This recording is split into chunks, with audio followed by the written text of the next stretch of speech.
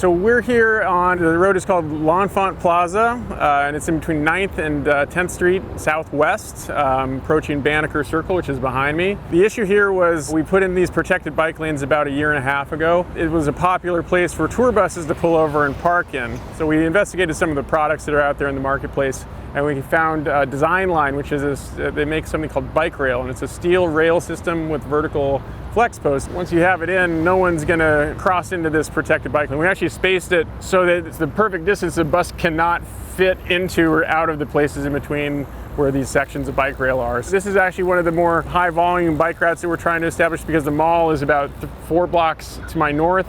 The wharf is 1 block to my south, and this is the route that connects the two via 10th Street. The systems require no excavation. They allow for stormwater drainage. They are rapidly deployable and segmental, so very easy to lengthen and shorten.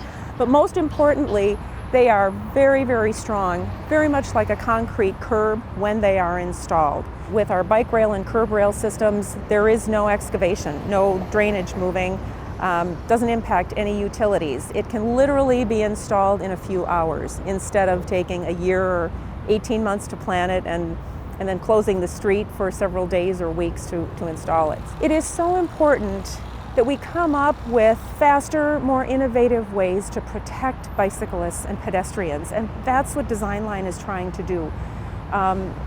Design products that can be rapidly and cost-effectively implemented to improve safety for all non-vehicular traffic.